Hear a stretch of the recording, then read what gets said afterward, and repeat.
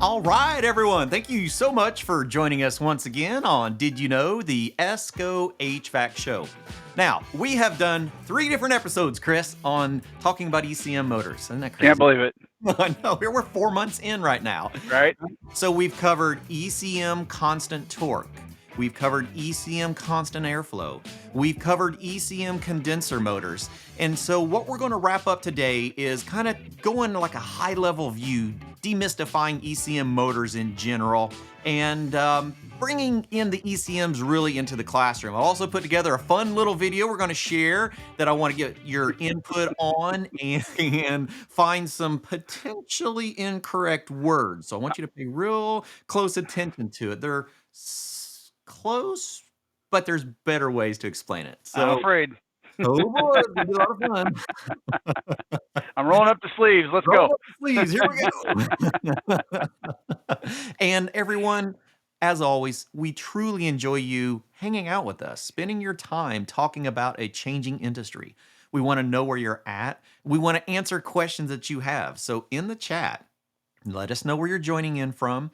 If you have questions along the way about our previous content or things that we're doing today, let us know. I mean, that's what we're here for, is to grow our community. So thank you all for joining us. And what do you think, Chris? Want to bring some clear definition to what ECMs really are? Let's have some fun. I like it. As I was talking to you before the show about, when I come out and do classes, technicians don't have a lot of time out of the field. You're always teaching the nuts and bolts, the need to know, get out the door. Yeah. And we rarely get a chance to talk about the high level information. And, we use the wrong terminology. We don't really understand where this motor fits in, where that motor fits. Why are there 2 ECMs that seem to do the same thing, but they really don't, and all that kind of stuff. And we've talked about them in the different shows. I can't believe we're on the 4th show already. It's been too much fun. It's like when you go to your, it's like you're headed to that ski trip, and all of a sudden you're driving home. You're like, wait, what happened? Wait. So yeah, this is going to be a lot of fun. I don't get to teach all this information all the time. Some of it's going to seem a little rudimentary. I am going to start out with some basics just to make sure we're on the same page. Sure. The terms of motors in the HVAC industry get confused and convoluted depending on where you learned them. In the southern regions and the northern regions, if you're a heat pump tech or a gas tech, you may think of motors as evaporator and condenser or indoor outdoor. So I like the terms indoor blower motor and outdoor fan motor.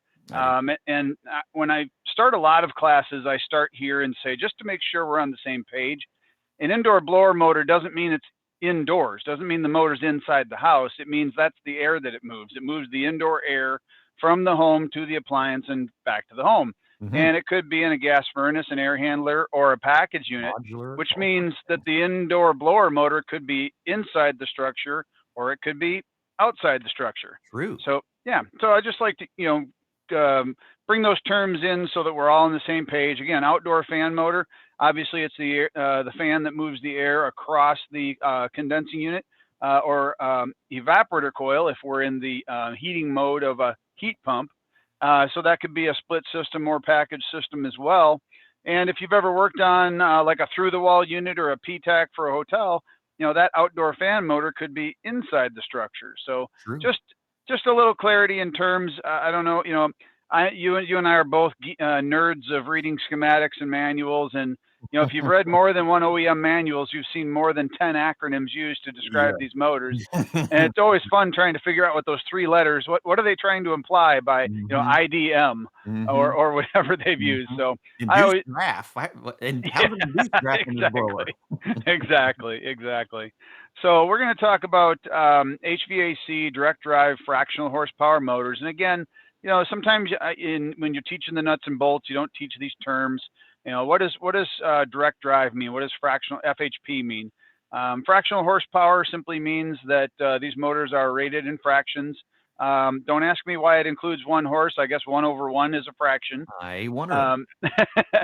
But I didn't think about it till you mentioned it. And I was like, fractional horsepower motors includes everything 1 horsepower and below.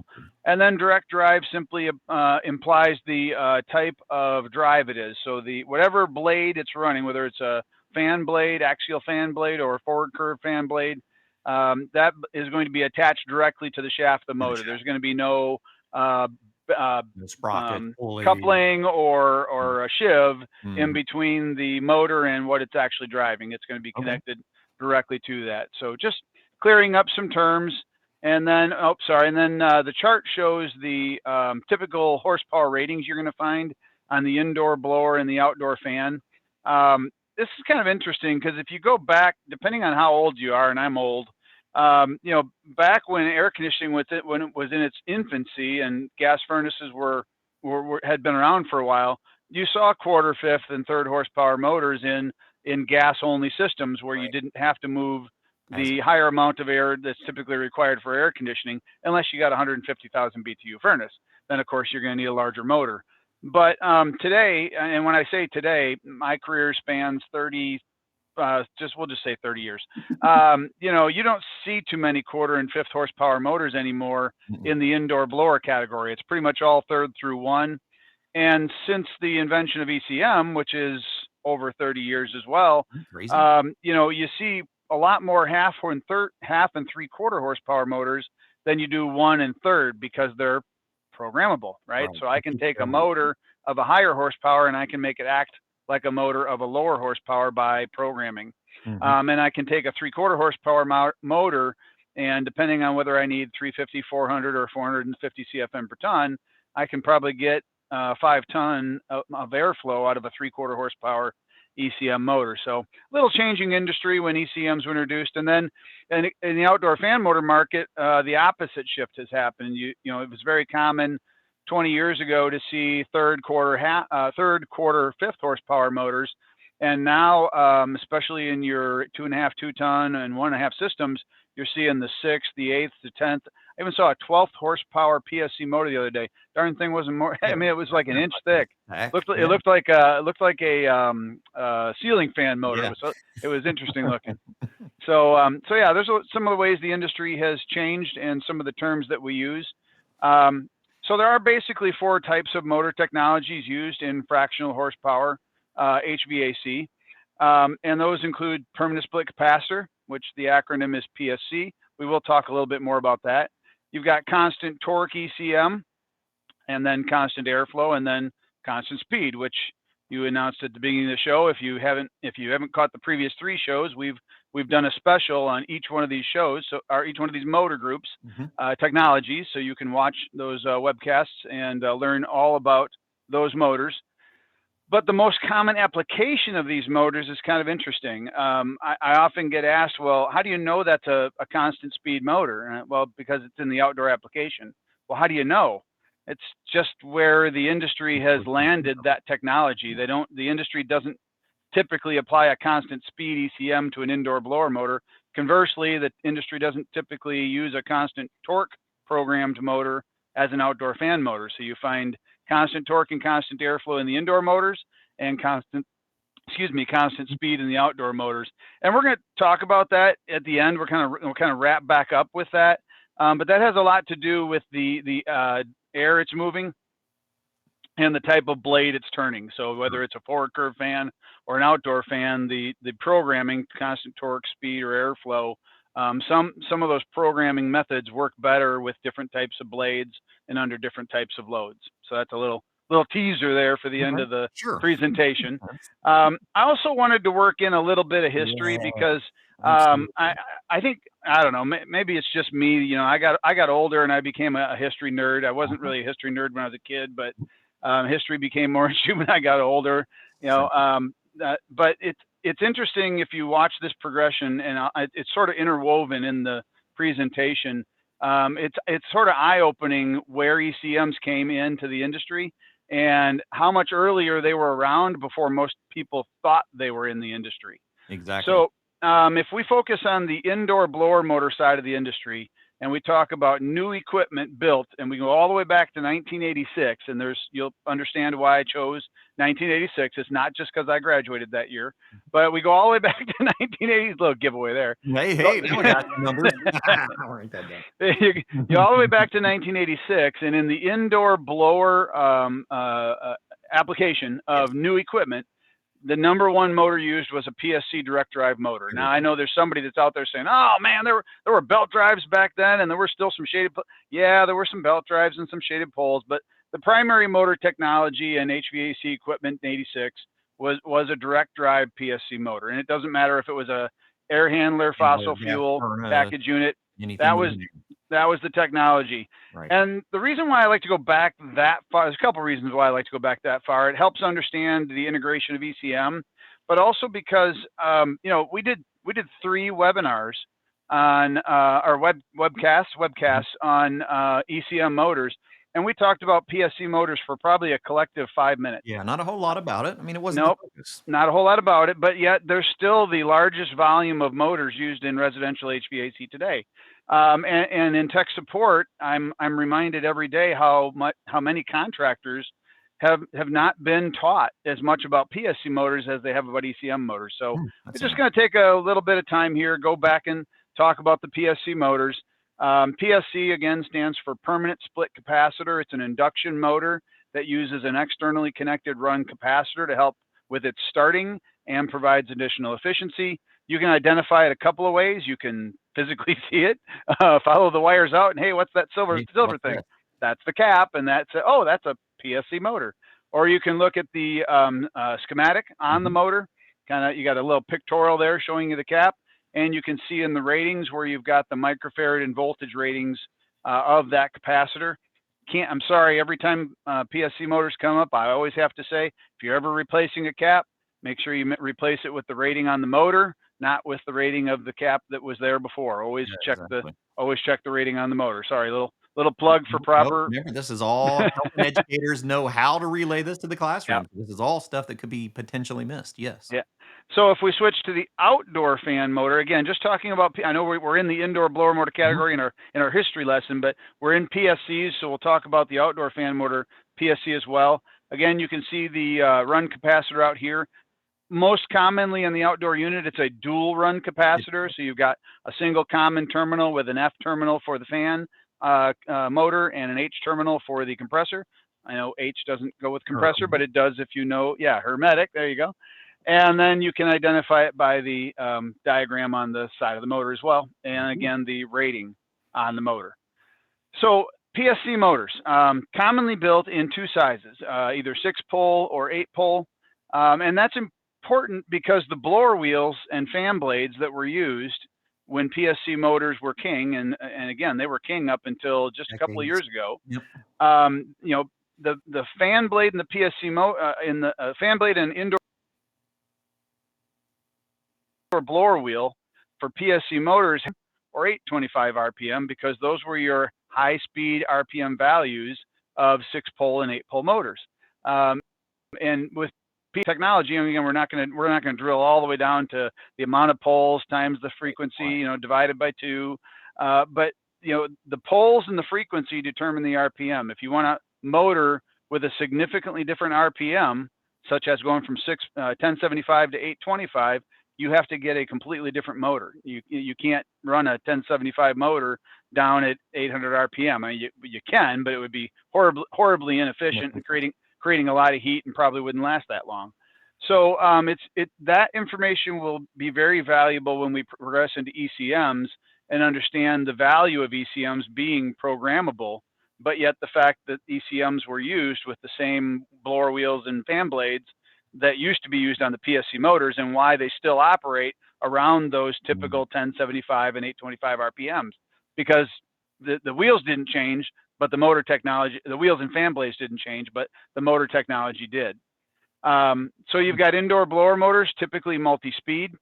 They're multi-speed because quite often you've got a airflow requirement for the fossil fuel appliance that is different from the airflow requirement for the outdoor unit, whether it be AC or heat pump. And then you've got the outdoor fan motor, which is typically 1 speed because it's engineered by the manufacturer to run at the 1 speed necessary. Again, we're in 1986. We're talking about 2-stage yet. Single stage equipment. Very good. Good catch there. So 1 speed. It's been engineered to operate at the 1 speed that maximizes the condenser TD across that coil, and that's what it does its whole life. So very simple motors. And the average efficiency of a PSC motor is around 60 to 70%. They often get a bum rap. They're 60% efficient motors. Outdoor fan PSC motors can get up as high as 70%, because they are optimized to run at the most energy efficient RPM range of a given motor with a given load in a given system.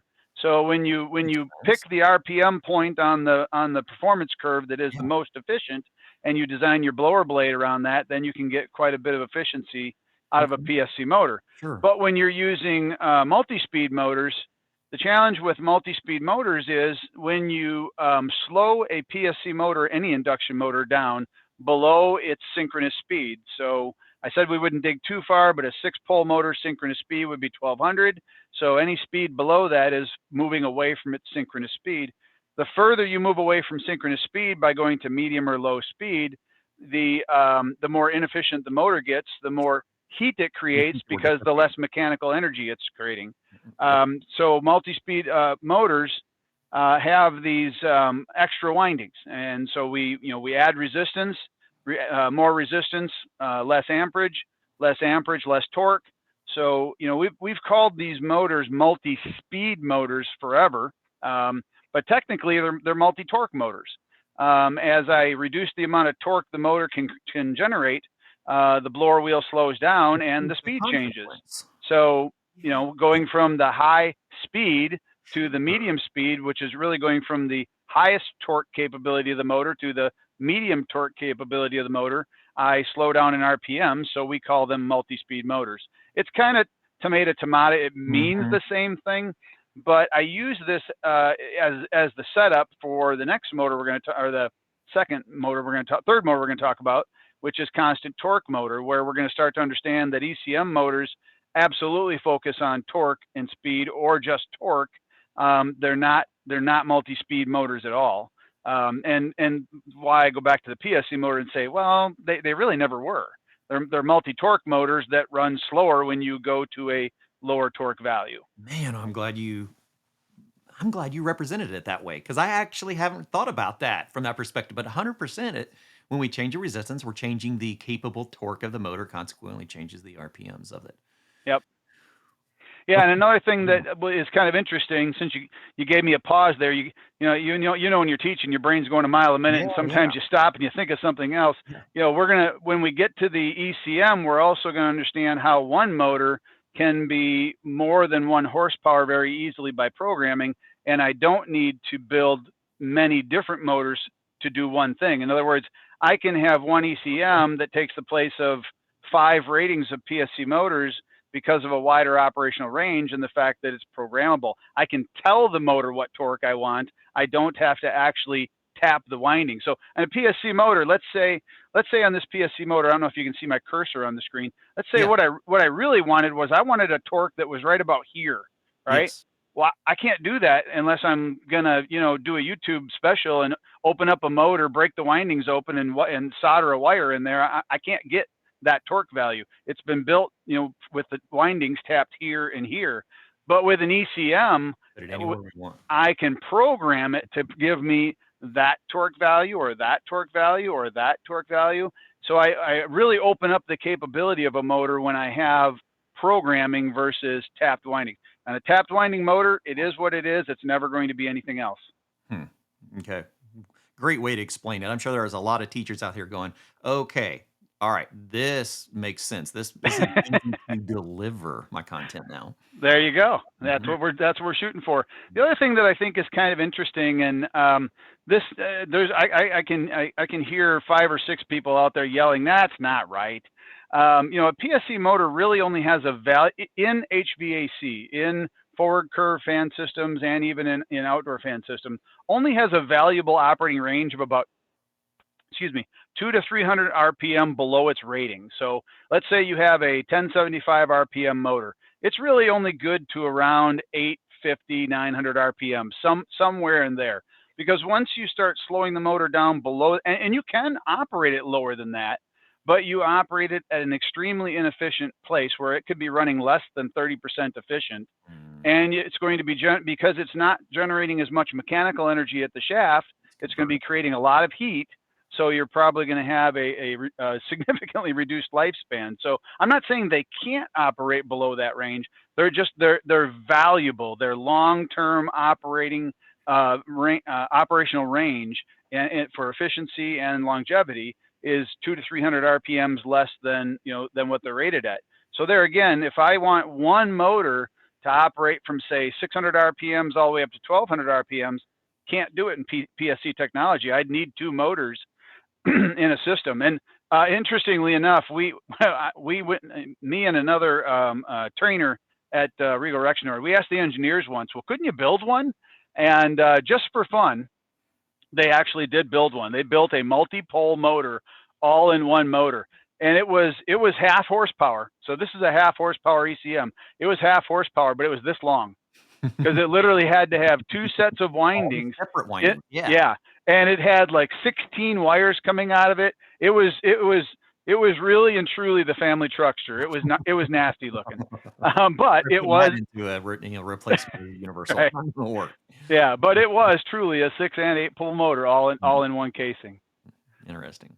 All right, so this is where we left off in the history lesson. We took a side, the off ramp to PSC motors for a little bit, but we left off 1986 saying that back then all indoor blower motors were using PSC technology. So if we fast forward to 2005, and it'll become clear in a few minutes, like why did he, that's a very obscure year to jump to, but it'll make sense. There's always a method to the madness.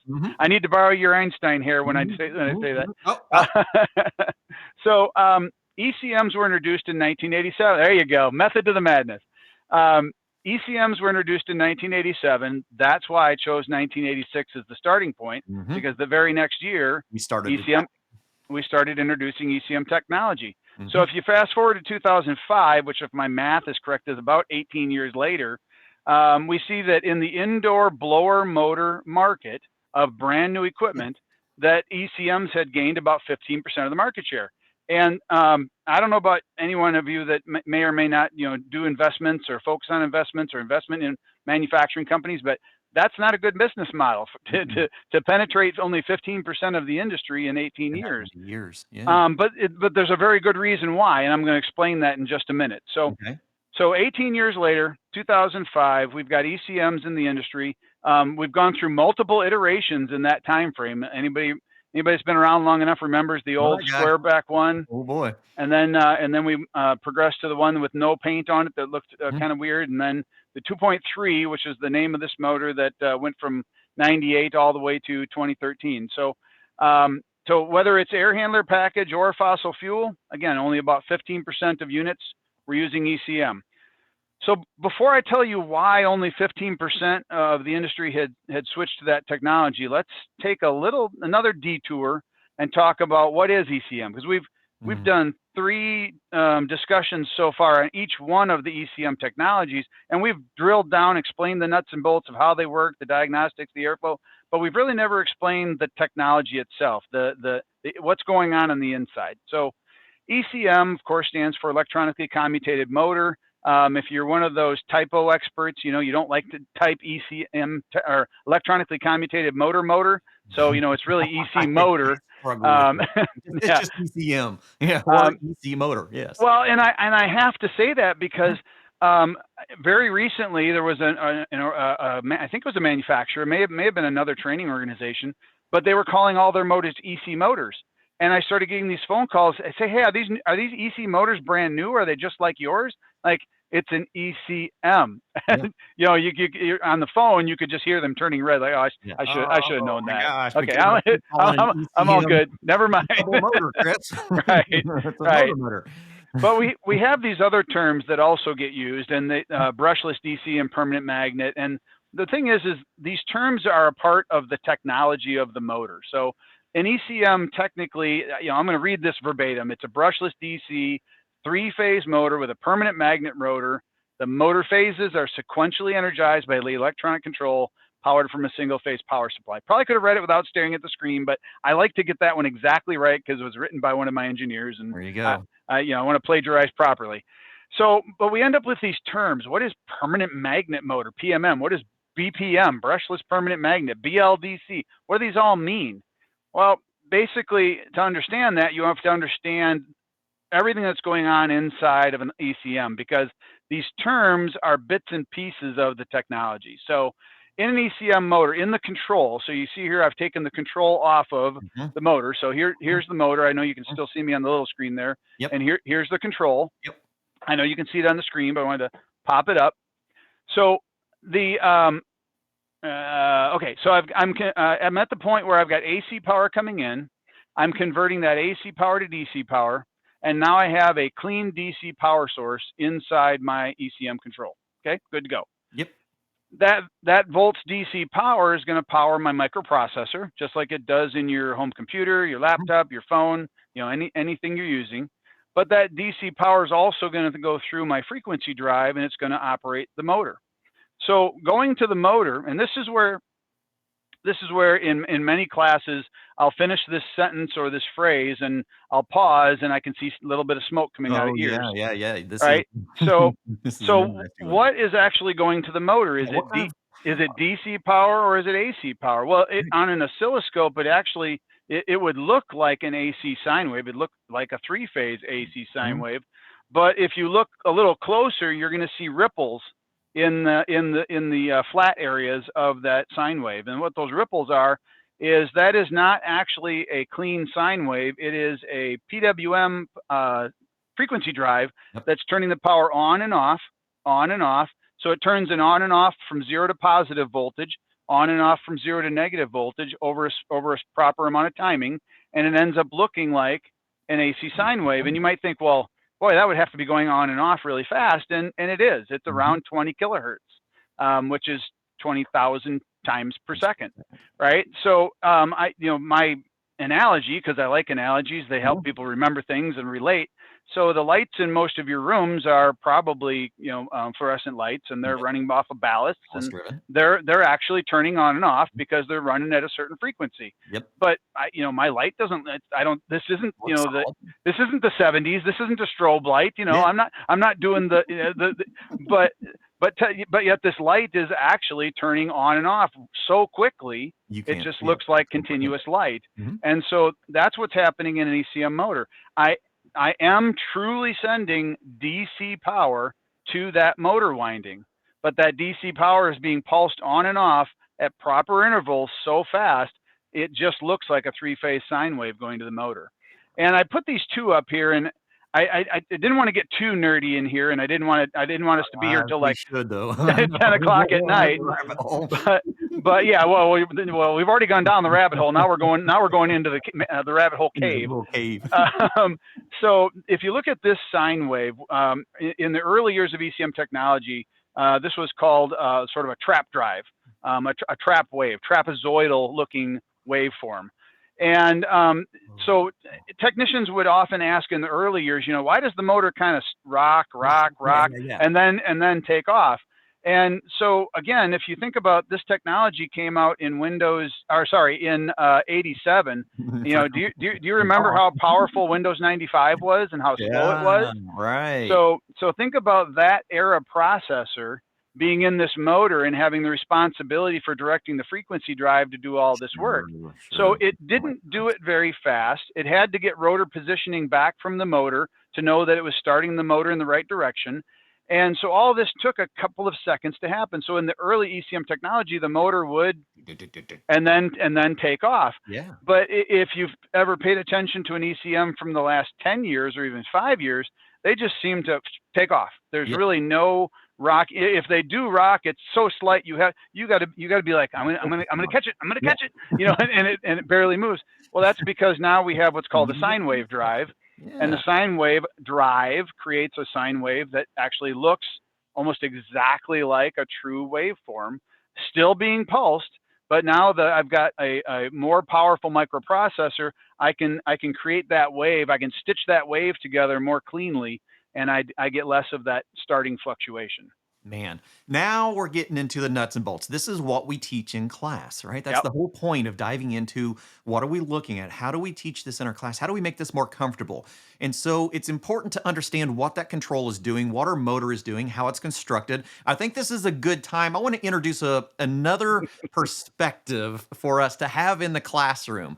when we're talking about ECM motors, like, so if we take the control off from that motor, Chris, we're stuck with a three-phase motor that has a rotor inside, and we have our stator on the outside in a three-phase position. Now, I want you to think about this for a minute, because I get this question fairly often. Are there ways that we can show the motor in an electrical way that makes sense for technicians? Can we use it for different purposes? I do this in classroom, and I've resurrected one of my old training projects to be able to show that three-phase motor is really an interesting component that we can use for other purposes. Now, we've talked a lot about the construction of it, and I want people to pay attention, see if you catch the terminology that could be construed a little bit off, but is kind of right. So I want you to think Well about put. this. Yes. So I need to do a little adapting to it, but I threw this together just for our educators to be able to put motors into a perspective that is a little bit more hands-on. So, are we ready? Huh? Roll that All beautiful right. bean footage. Here we go.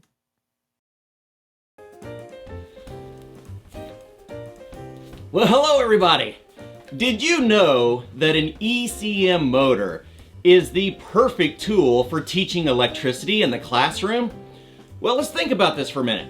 What is an ECM motor? Remember, we've talked about the ECM motor is a three-phase induction motor with a controller that uses the DC voltage to create a simulated three-phase AC sine wave. But we're really taking single-phase AC, feeding our control. Our control is now going to convert our single-phase AC into a DC signal that we use to pulse the three-phase wires of our induction motor. Well, how can we use that to teach electricity, you say, huh? All right, let's break this down a little bit simpler. If we remove the control off from the back of our ECM motor and we just get rid of it altogether, all right, that's our control. Single phase in, pulsated DC in three phases going out. All right, got rid of that. What do we have left? Well, we've got a pretty heavy duty rotor inside of a stator.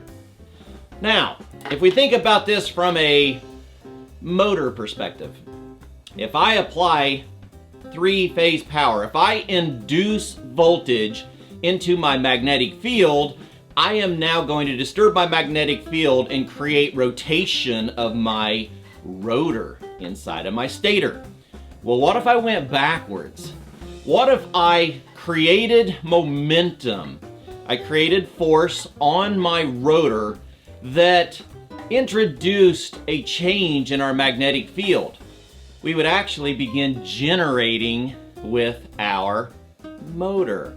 So a three-phase motor is a three-phase generator as well. We're just changing directions of how we're utilizing our energy. Aha! Now you know. So, how do we implement that into the classroom? Well, that's pretty simple. We take a three-phase motor off from an ECM, we mount it onto an electric bike, and ha-ha! Voila! Electromagnetic energy converted to electricity. That's pretty simple, isn't it? All right. Thanks for joining us.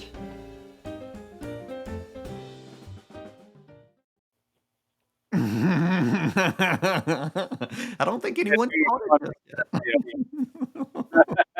yet. So Great. where I after doing this video and after talking to Chris, I kind of step back and I think, okay, I am off a little bit there.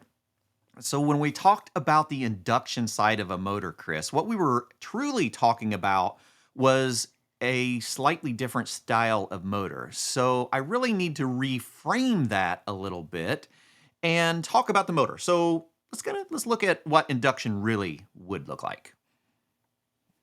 So I took this motor apart, and this is obviously an ECM, but if this were a PSC motor, the rotor would be made of aluminum bars, Mm-hmm. and I would still basically have the same stator. I'd still basically have steel with copper wrapped around the laminations. Mm-hmm. And so in a PSC motor, this rotor would have no magnetic effect when there's no power to it.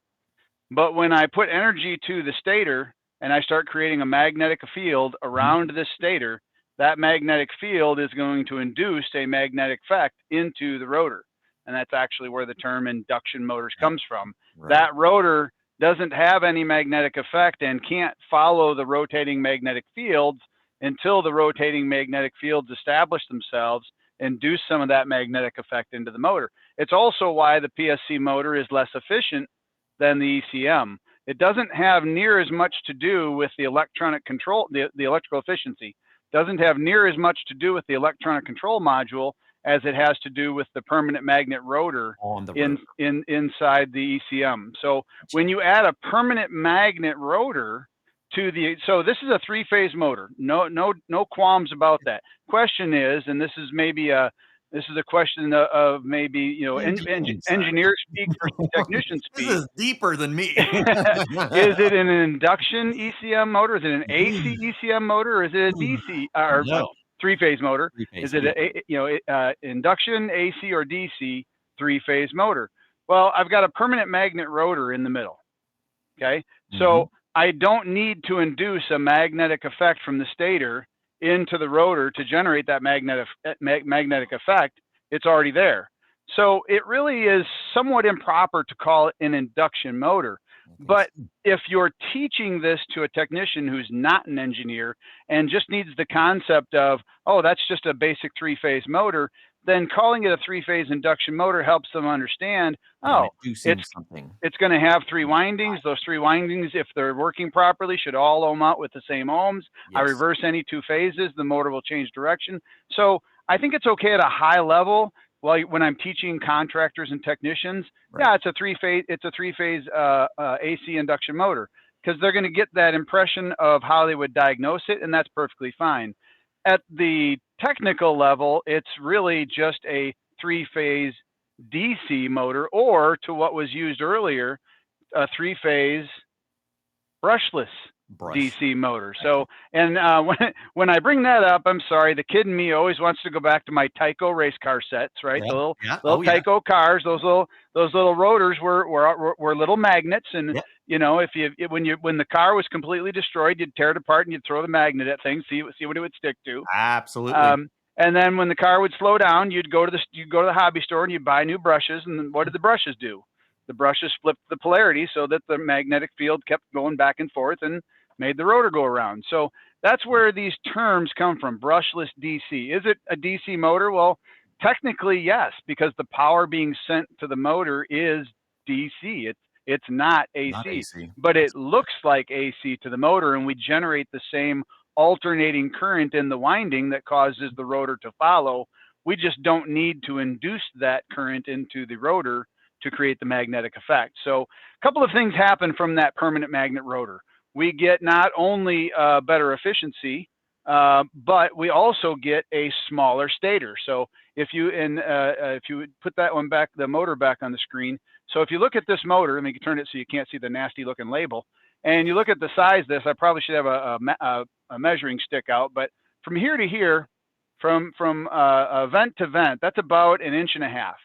That is the stator stack of a 0.5 horsepower ECM motor. Sure. If that was a PSC motor, that stator stack would be easily 1 inch longer. Yeah. So how is an ECM stator that's shorter, less copper, able to still create a 0.5 horsepower of torque?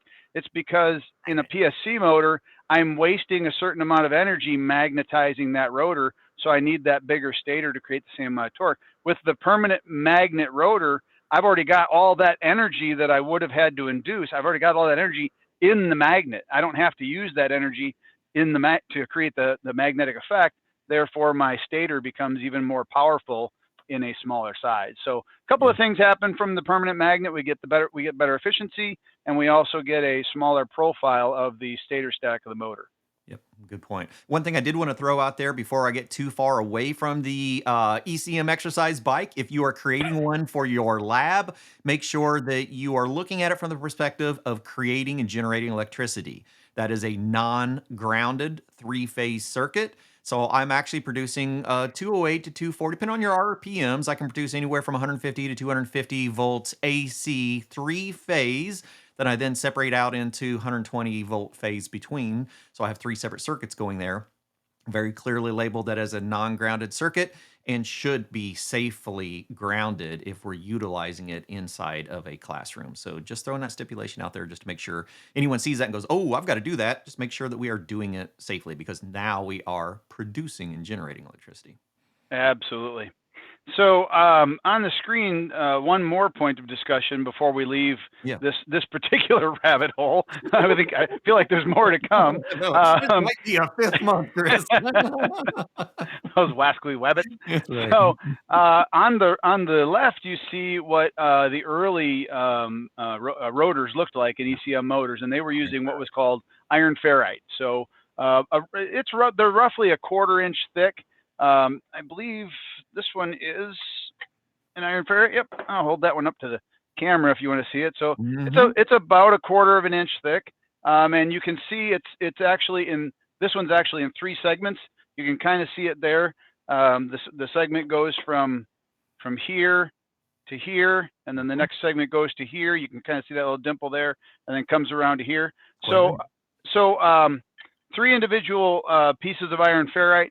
But as technology progressed, we started using neodymium. And neodymium, I'm going to throw a number out. It's probably not right, but I'm going to use it. It's 10%, 20%, 30% stronger than iron ferrite. So what happens is I end up with a much smaller magnet, which means my rotor profile changes. Because that neodymium is actually stronger than iron ferrite, you may have noticed in the last 5 to 10 years, ECM motors, the stator stack have even gotten smaller. And the reason they've gotten smaller is again because the rotor field has been made stronger with the neodymium magnets. So that's just a little bit more information about the rotor that won't help you diagnose the motor or set your airflow. It sure makes sense. But it's a lot of fun when you know how the toaster works without having to take the whole thing apart. Absolutely. So we're going to apply that to the constant airflow motor. That was the technology that was introduced back in 1987, constant airflow. We left off at 2005. About 15% of the industry had started using constant airflow motors, but over 18 years, wow, that's a long time. You'd think that it would have had more of an impact on the industry, but it makes a lot of sense when you understand that constant airflow motors are only used in premium tier systems. So, two-stage heat, two-stage cool systems started in the late 80s, same time these motors were introduced. And so this motor, the constant airflow premium level motor, was only used in premium level systems. So if you think about that pie chart again, 85% still PSC, 15% premium level ECM, that kind of agrees with the way most contractors sell equipment, right? About 15%, depending on the market or region you're in, 15% is your premium level systems, and the other 85% is probably a mix of your mid-tier and your builder's grade level equipment.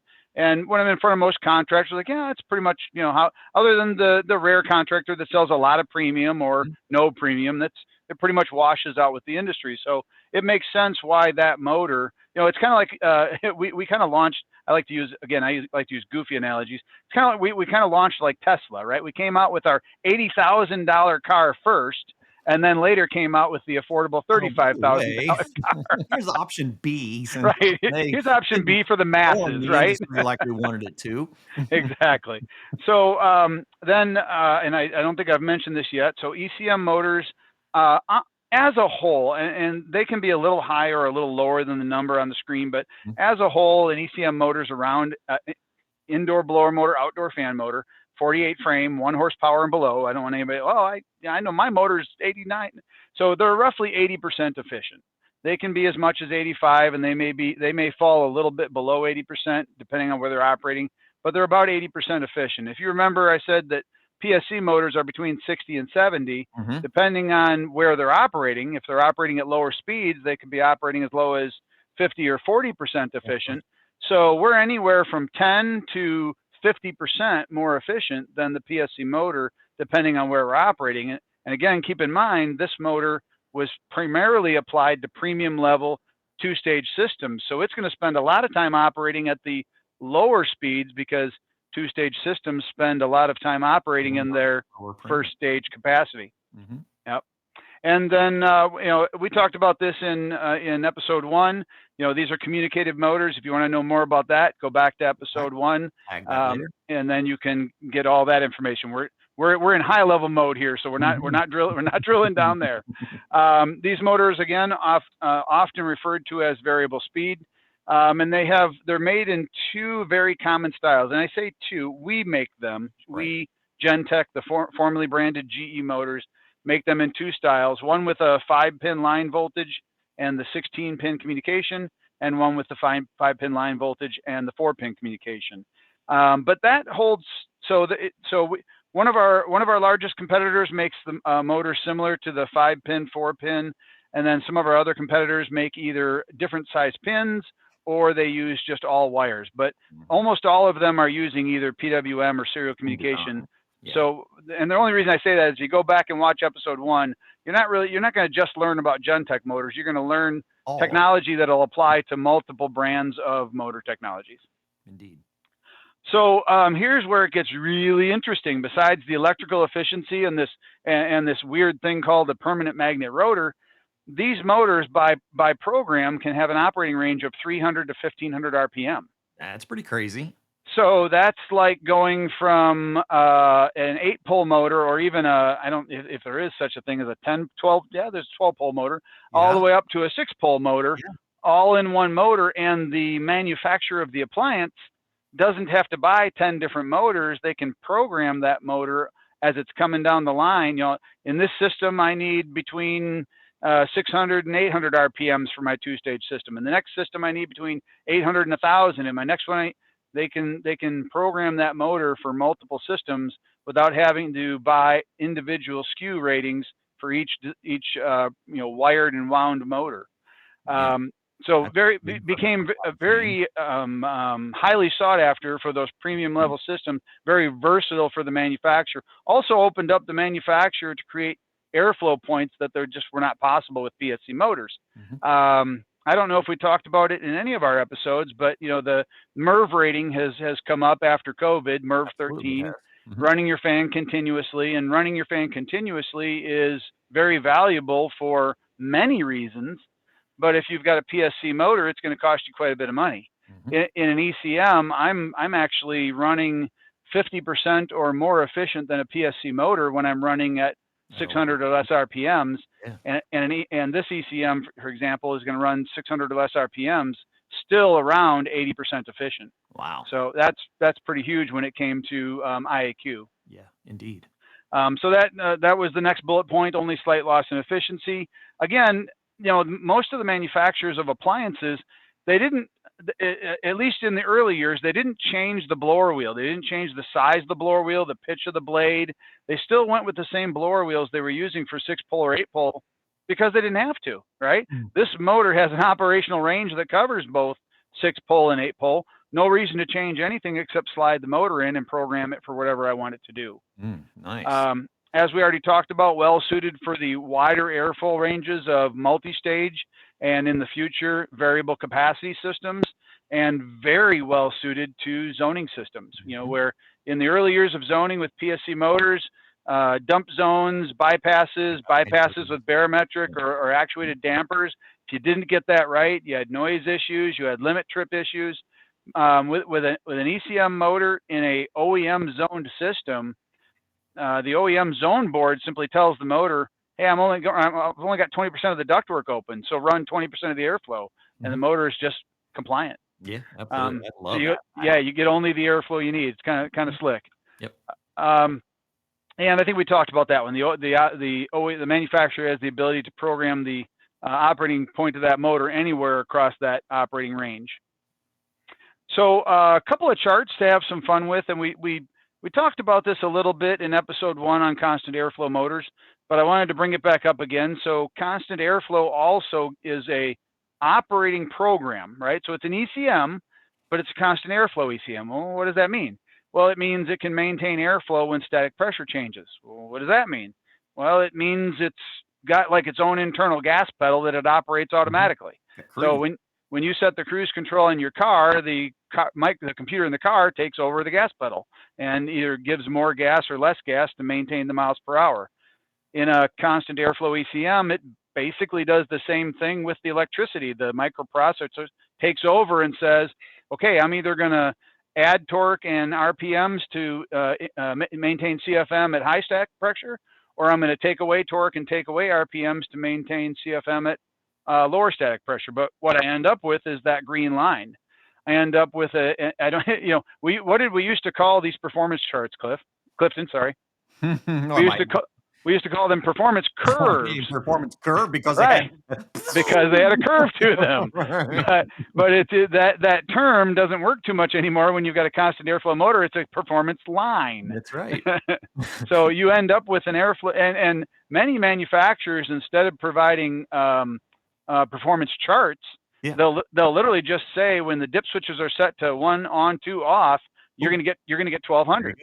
There's you used to show airflow at 0.1, airflow at 0.2, airflow at 0.3, but you don't need to show that anymore because it's just 1200 across the board. I've seen a lot of them just saying static pressure between here and here. Exactly. And you'll be there. Yep. Anywhere in between. There you go. So I'm often asked about that how does it really do that? How does it know? One of the things I mentioned, but I didn't really go deep on is, how does the microprocessor know what RPM the motor's running at? How does it know when it's sped it up to the right value, so on and so forth? And in the early years of motor technology, some people have heard the term pickups or oh God, I just went blank. Rotor position feedback. There's a term for that, and I just position sensor. Yeah, position sensors. Anyway, so but an ECM doesn't need a position sensor. It doesn't need that pickup to read when the rotor comes past it because the rotor is a big magnet. Yep. So in an ECM, what it literally does is it watches the poles of the stator, and it watches as the magnet goes by the poles and creates a back EMF. And it reads that back EMF to know exactly where the rotor is. That's how it knows when it's going the right direction. And that's also how it knows what the RPMs are. So it knows what the RPMs are. Great, big deal. It doesn't know how many RPMs to speed up to when the static pressure goes up or goes down. And that's true, it doesn't. But what it does know is every constant airflow motor is characterized by the manufacturer of the appliance before it's used in the system. So they teach it exactly what torque and what RPM equals a specific CFM at a specific static pressure.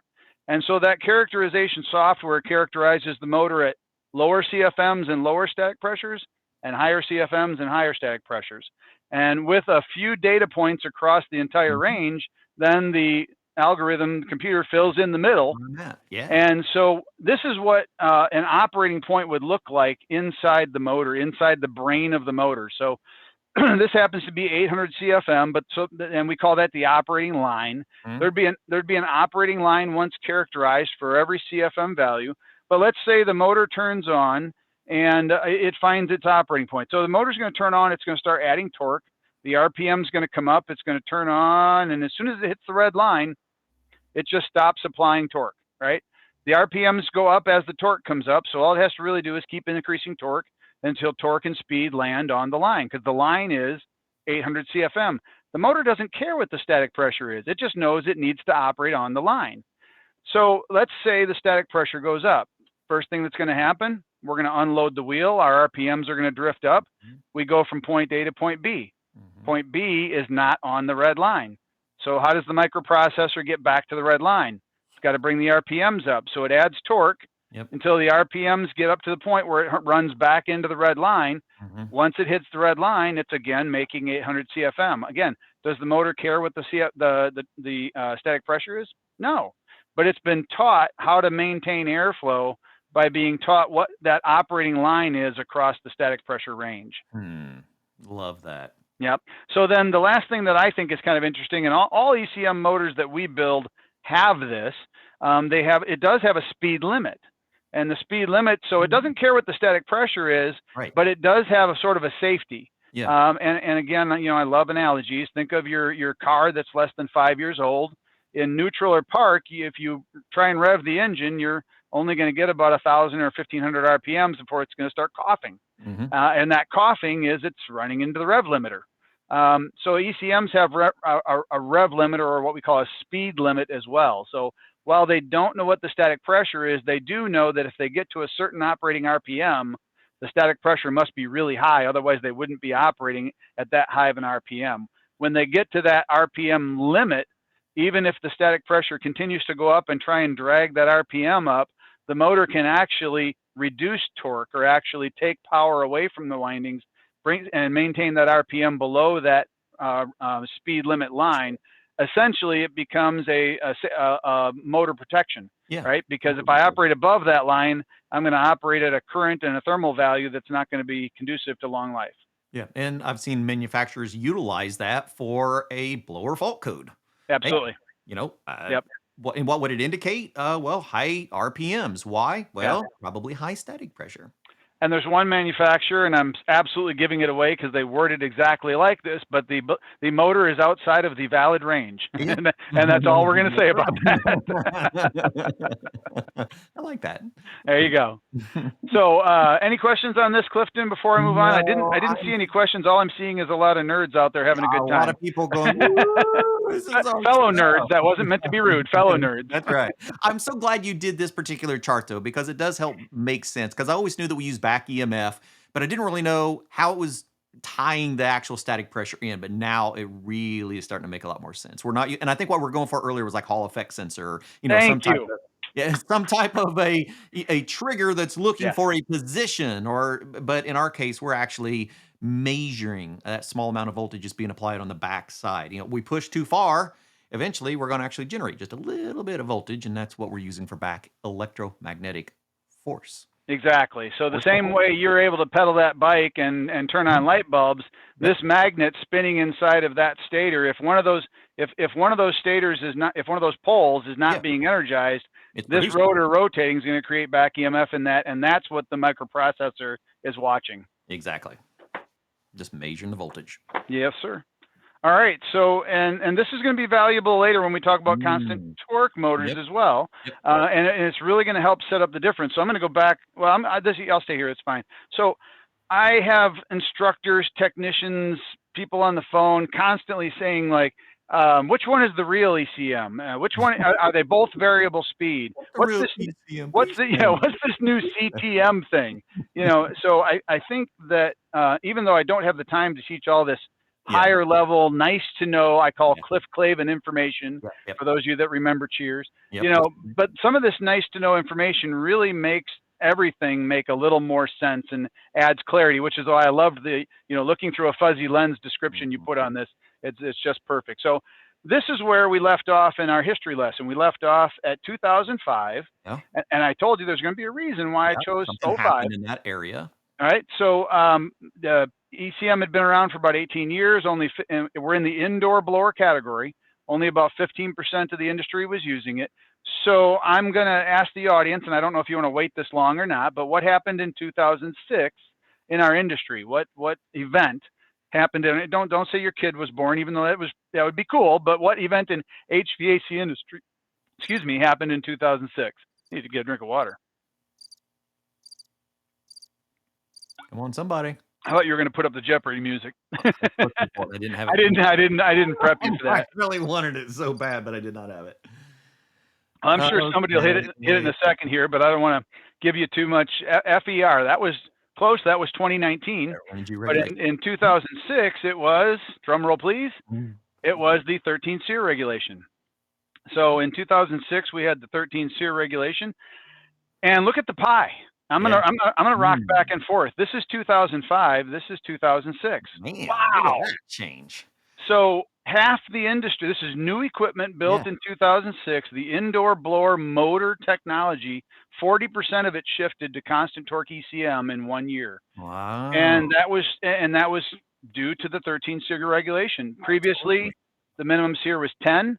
A 10 to a 13 SEER jump is a big jump. Yeah. And manufacturers 100%. found out that by switching from a PSC motor to an ECM, You they can could get anywhere from a half to a whole to even a 1.5 SEER point just by just by changing the changing the motor. motor. Mm. So in some cases, they were getting halfway to the new regulation just by changing the motor technology. So almost all of them did. But here's where it got weird, and I didn't notice this oddity until a couple of years later meaning after 2006, doing training in the field, where I was doing training in the Midwest, and I was talking about these new constant torque motors, and it was like they had no clue what I was talking about. Sorry, a little John Cena there for you. They had no clue what I was talking about, and so I started, the 13 SEER regulation had brought in all these constant torque motors, and what I realized was I was teaching in a region where the primary indoor appliance was a fossil fuel appliance.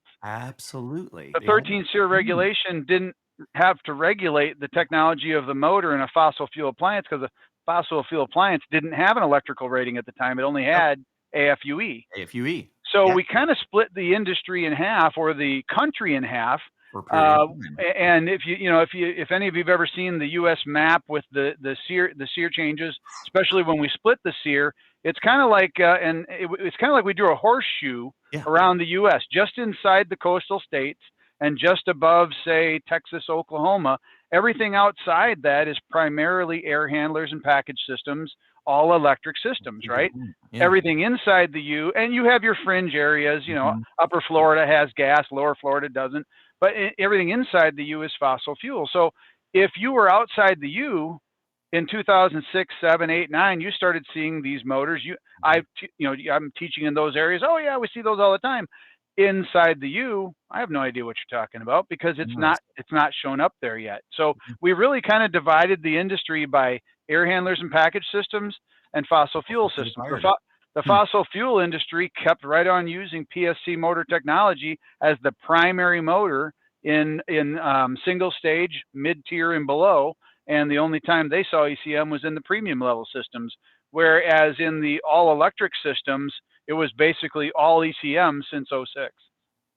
Man, that explains so much when we talk to educators about ECMs and introducing ECM education into their classroom. Some of them are like, "Well, we don't even see. We didn't took forever before we seen ECMs." That's Yeah, well, right. Here's why. yeah, No, you're right. exactly. You didn't see it for a Yeah. long time, and so you may have to rebrush up on what ECMs are, and that's what we're here for. Absolutely. All right, so now we've got a new motor to talk, a new ECM to talk about. It's the Okay. constant torque. So we're not going to revisit the AC to DC, the frequency drive, the permanent. All of those components are the same in a constant torque motor.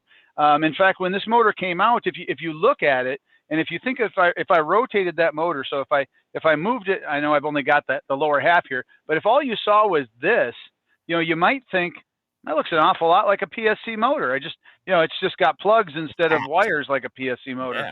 Yeah. And it acts a lot like a PSC motor, as we're going to find out, but it is an ECM motor. So what we did to the ECM motor we were building in 2005, which was the premium level motor, was we made a lower cost version of that motor, a simpler version of that motor that is the exact same electrical efficiency. So it was a lower cost version of the existing ECM. So we went from and I don't know the Tesla brands, but we went from the $80,000 Tesla to the $35,000 Tesla. Made it more affordable, same electrical efficiency, and that made it easier for manufacturers to adopt it in place of a PSC motor, with the price difference between the two being a lot closer than the price difference between a PSC and a premium level ECM. So same electrical efficiency, but this is a simple multi-speed motor. And again, I'm not going to go through all the connections, because we did that in episode 2. But powered with line voltage, most commonly operated as a multi-speed 5-speed motor using 24 volts AC to run the motor. Commonly recognized by this plug that we call, I've coined the term. I don't know if it's going to stick.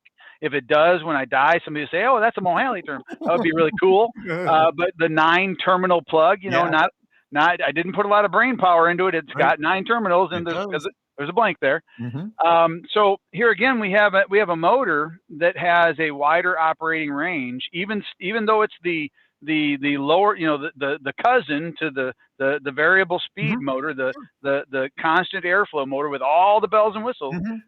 This cousin still has an operating range wide enough to cover 6-pole and 8-pole motors. Sure. So still really has the capability to be used in 2-stage applications, Mm-hmm. but primarily used because it was early offered and still is today as a 5-speed motor, primarily used in single-stage mid-tier equipment and builder's grade equipment. Mm-hmm. Again, because it's Pre-programmed profiles. what's that? Pre-programmed profiles for each of Yep.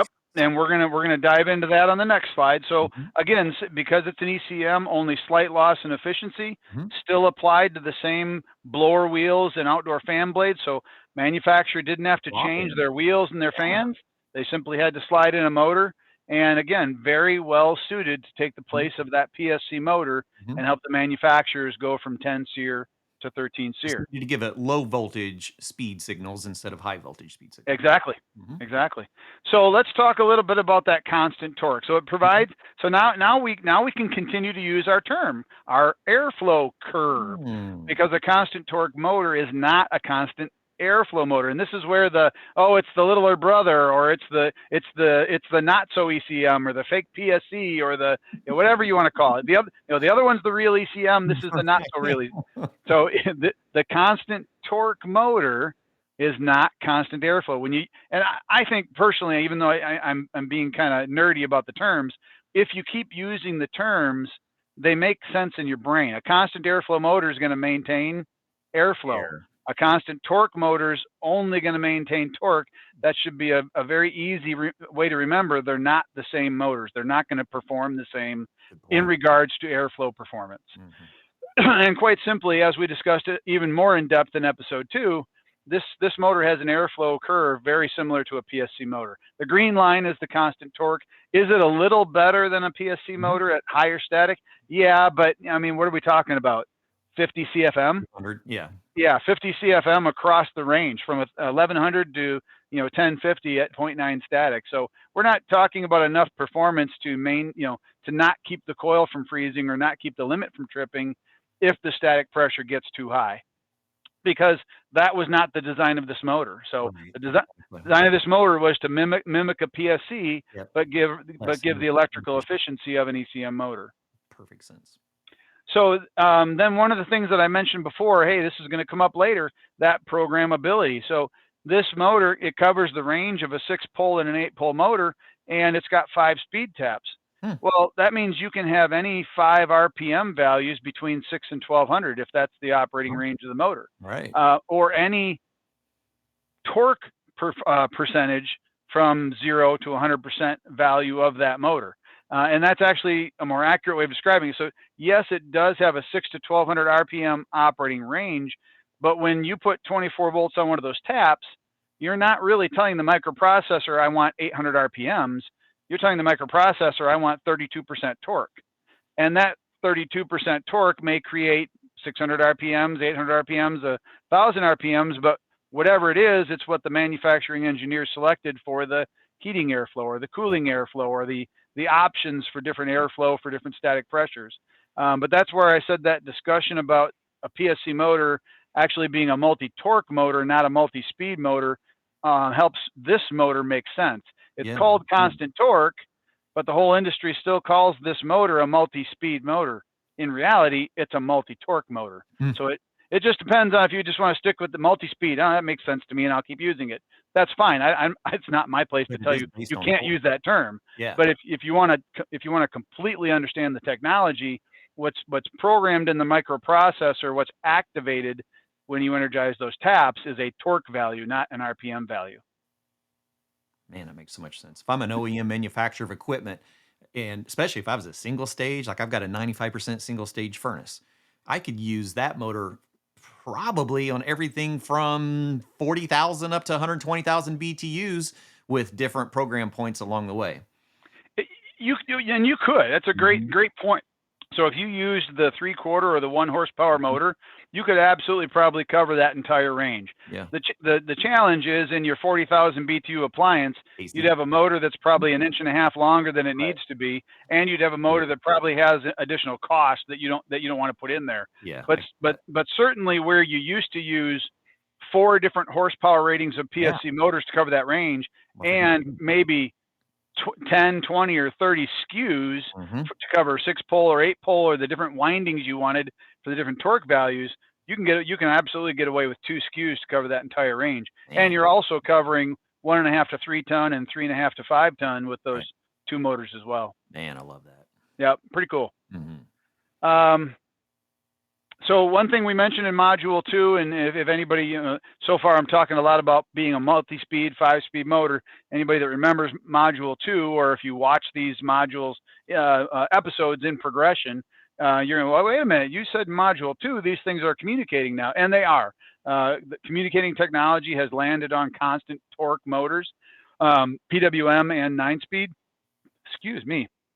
doesn't turn them into a constant airflow motor, but does turn them into a variable torque or a variable capacity motor. So instead of just having 5 speeds, it has infinite speeds in PWM. So with a variable PWM signal, the manufacturer could absolutely put this motor into a variable capacity gas furnace or variable capacity air conditioner, and that motor operating point could follow the capacity of the system. Would still be constant torque, so it'd still be operating following the static pressure of the system. It would not maintain airflow, but it would have the variable capacity capability of its older brother, older cousin, whatever nepotism I rated to earlier. Exactly. I had a question that came in, and it's a good point, and it's a great one to bring up. It's one of the beauties of these ECMs. It's not smaller or bigger. We are able to build this in the same size frames. Yes, and I'm not sure if the question was related to it being bigger this way or being bigger this way, but so most of the motors in HVAC, residential, light commercial, up to 5 ton or less, 150,000 BTU or less, are using 48 frame motors. 48 frame means approximately 5.5 inches diameter across the motor. But what I said earlier, and maybe that's what the question was alluding to, is the stator stack. This distance on the motor, end shield to end shield, has absolutely gotten smaller because of the permanent magnet rotor. However, when you add the mod to the back of it, right? When you add that's a pretty good catch. When you add the control on the back of it, now you end up with a motor that's maybe as long or even just a little bit longer than the original motor. But when you look at the technology, and that's what we're kind of talking about now, is understanding the technology. The motor itself, the stator stack itself, is absolutely smaller than its induction motor counterparts. Yep. Okay. I got to bring out my toys. That's kind of fun. Usually they just collect dust up there on the shelf. All right, so we left off with the big change, right? 2006 13 SEER regulation. Half the industry shifted over to constant torque motors, and drum roll please, I'm going to fast forward all the way to 2019 because as who said that earlier? Jason. Said earlier, the FER rating occurred in 2019, which was a rating specifically focused at fossil fuel appliances. Regulation. It was a regulation that said basically to manufacturers, for every CFM you create, it can only cost you so many watts. So it's like a miles per gallon, but it's a watts per CFM. Sure. And so, I want to reiterate that both the FER regulation and the 13 SEER regulation, neither one of them said the manufacturer had to use ECM. Right. You just had to standard. And on the flip side of that coin, neither one of them said you couldn't use a PSC motor. What they did, though, is they raised the efficiency bar so high, they made it very difficult to hit those efficiency values with a PSC motor. So again, the FER regulation said nothing about have to use ECM, but if you look at the pie, bye-bye PSC. Yeah, exactly. Most manufacturers shifted all their fossil fuel appliances up to ECM. Now, where did those PSCs go? Did they go into constant airflow or constant torque? Well, they went into constant torque. The constant airflow driven systems didn't need anything to hit the higher efficiencies. They're already there. We needed to shift those mid-tier and builder's grade systems that were still using PSC motors up to an ECM to get to that FER regulation. I should also point out that just because this pie chart shows no PSC motors on it doesn't mean that today there are no manufacturers making air handlers, package systems, or fossil fuel appliances with PSC motors. Again, remember what I said a minute ago. There's nothing in the regulation that saying that the manufacturer can't use a PSC motor. If they can hit 13 SEER, which is obviously now 14 SEER, if they get minimum in the horseshoe, if they can hit the FER regulation with a PSC motor, they can build it. And I believe a few manufacturers are, but it just made my pie chart a lot cleaner not to have a little sliver in there. Right. So I'm going to pause there. I see a question came in. I'm going to see if you have any questions, Clifton, because after this, we're going to shift gears completely and go to the outdoor fan motor. No, I think that's good. I was just, Todd was making a point of why we changed the wattage per CFM. So Todd, thanks for putting it out there. Yeah, absolutely. All right. So with no questions, we will make that change. And now we're talking about the outdoor fan motor. So now you have to go back to 1999. And the reason you have to go back to 1999 is outdoor fan ECM motors were introduced in, can you guess? 2000. 2000 maybe? So in 1999, basically all the technology used in the outdoor fan was PSC direct drive.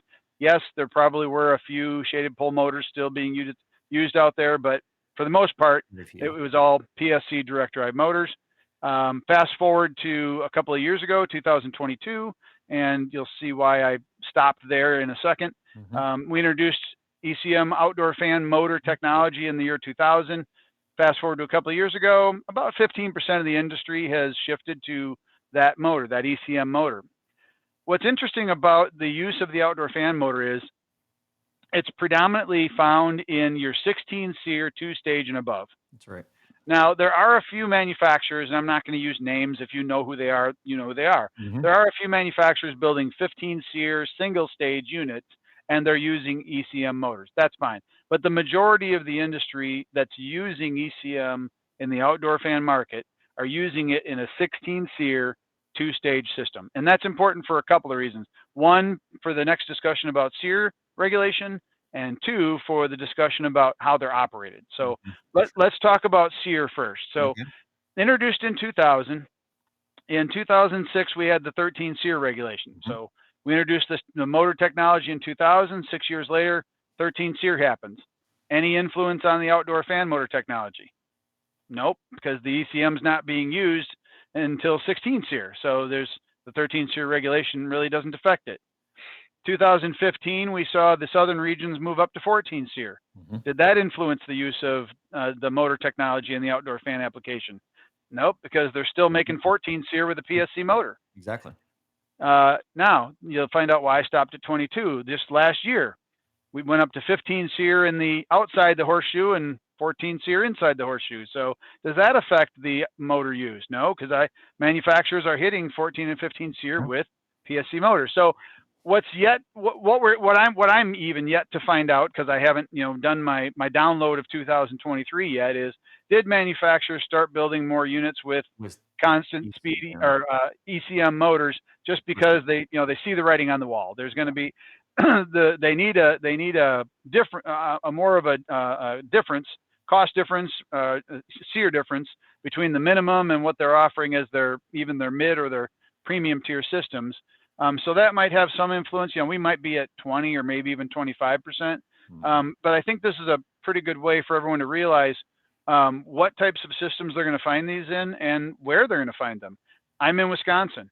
We don't sell a lot of 2-stage 16+ SEER systems, even today. There's just not enough cooling season to get a payback unless your family is like mine. I have people in the house that have breathing issues, and we run air conditioning all summer long. You're right. So I do have a high SEER system in my home. But the majority of the population in the Midwest is not going to have a high SEER. Conversely, and this is relates to the constant torque disparity back in '06. Conversely, in the southern and the coastal areas, they've probably been installing two-stage 16 SEER for a long time, Mm-hmm. as long as it's been out, because there's value in the dehumidification of a multi-stage system. There's value in the energy savings to be had over the lifetime of that system in that market.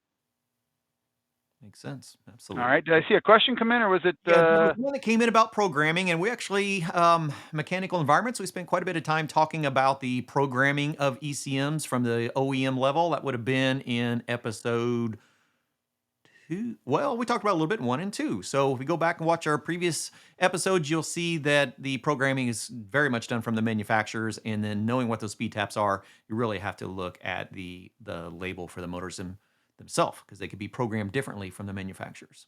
Yep. And just a shameless plug for us, even though the manufacturer programs those motors unique, we do now make universal replacements for those motors. They're called Absolutely. Evergreen. I love them. You can set anything that you want when There you go. have a programmable, usable motor. Yep. Mhm. All right. So this will be a much shorter tour than we took, a shallower rabbit hole, if you will, Okay. than we took on the indoor blower motors. So I've already said predominantly used in 16 SEER systems. Again, 80%. Now, in the outdoor fan motor, many PSC outdoor fan motors were and still are, because they're still being used, hitting the 65 or 70% efficiency rating, because they're optimized at their most efficient point, their most efficient operating point in that in that outdoor system, Yeah. and because they're running at one speed, they're not multi-speed Exactly. motors, Changing so it. they run at their most efficient point all the time. So I'm often asked, well, how much more electrical efficiency is there? It's not as much as it is on the indoor side, but it's enough for the manufacturer that when they get to 16 SEER, there's value in spending the money on that motor versus that much energy savings to help progress the SEER along. Mm-hmm. So again, generally recognized by the control on the back of the motor, and I put a motor, and obviously it's upside down, right? The shroud is off, and I turned it upside down so you can see the motor. But when you look inside, oh wow, that motor looks kind of funky looking, and there's still looking almost there's too many wires. What is that? It's an ECM motor. That's right. So a kind of silly way to describe it. How do you recognize it's an ECM? Well, look at it. It's very obvious that it's an ECM motor, but what's not obvious, and what is sometimes very difficult to determine unless you do scrutinize the schematic, and this we covered in module 3 or episode 3, was how is it communicated? It could be a multi-speed motor that's turned on and off with 24 volt AC, just like the constant torque, or it could be a PWM communicated motors. And so you really do need to look at the schematic. I could have a 5-wire motor that is a single speed 24 volt AC actuated motor, or I could have a 5-wire motor that is a PWM motor. So I really do need to look at the schematic and not make any assumptions about the amount of wires or the wire colors. Yeah, especially as we get into inverter technology and unitary systems. Exactly, and you sometimes I think you're reading my mind, which is a little scary. But hey, I'm telling you, man, we we are the same kind of nerd. So the next thing I was going to talk about was remote located controls. So we took apart the motor earlier. We showed the difference between the control and the motor. Yeah. In the outdoor fan and in very few but some indoor blower motors, the manufacturer will request us to take the control off the motor and put an umbilical cord between the two so they can locate it somewhere else. Maybe they want to make the cabinet a little skinnier, whatever reason. In the outdoor fan, it happens quite often where you'll look inside and if you're not looking down, so you can see the red circle, if you're not looking down, you just look at that motor and all you see is motor. Okay, it must be a PSC motor. I don't see the control on the back anymore. Right. But then you go and follow the wires, and no fan wires go to the capacitor, so it must be shaded pole, right? No, it's not shaded pole either. So if you look a little closer, you can see that control in there in the circle, and you can see that it is an ECM motor with a remote located control. But to your point, which I would have forgot to bring up, so thank you, we're starting to see inverter-driven systems where that motor control, which is really what? You got some rectification circuits, you got a micro, and you got a frequency drive. All of those components are now found on the main circuit board in the corner pillar of that unit, and you have no motor control. You only have three wires going from the big board in that unit all the way to the motor, because all the motor control components It's in are the on board. that primary board. And what you're seeing going to the motor is just that Three wires. three-wire plug, that That's it. three-wire plug coming from that three-phase motor. And so, as we always say, read the manual. That's coming. Start reading the manuals, and you'll start catching those motors, and you'll be doing more of your diagnostic on that main board more than anywhere else. Yeah, I see that for sure. Great lead in there. So again, here, operating range 300 to 1200 RPM. Sounds like a broken record, but easily covering the 6-pole and 8-pole motors that were used in the space previously. Indeed. Only a slight loss in electrical efficiency. And again, here's where it started to get a little weird for the outdoor fan motor. Because now the engineer at the OEM gets to pick the RPM of that motor, right? In outdoor fan, not being multi-speed in your traditional single stage system, right? It was either 1075 or 825. They had to build their fan blade, their shroud to move the correct air for the correct TD at 1075.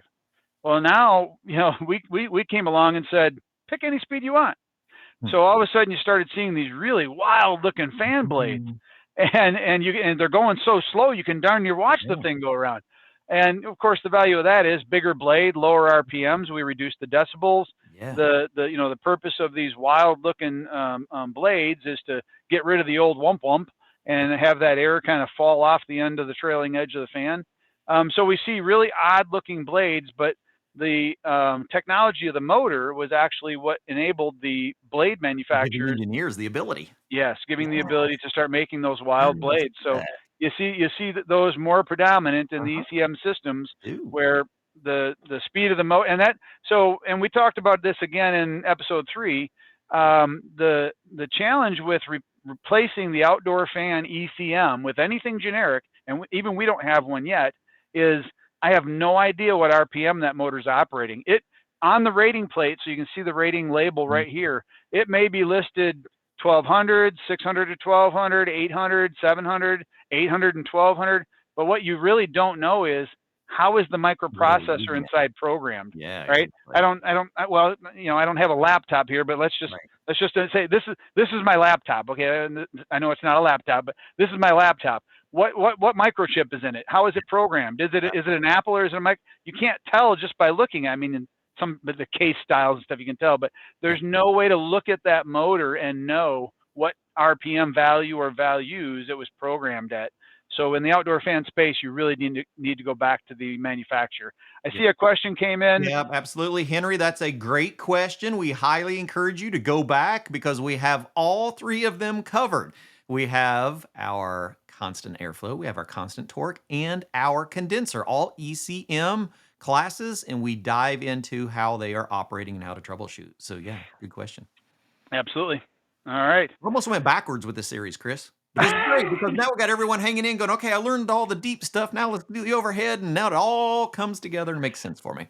I actually thought that when I was putting this slide deck together, I'm thinking this probably should have been episode 1, but that's all right. We gave them the nuts and bolts first, and then we came back, put them on the stool next to Norm, and had Cliff talk to him for an hour. Absolutely. We'll show you how they work, then we're going to show you how to teach how to.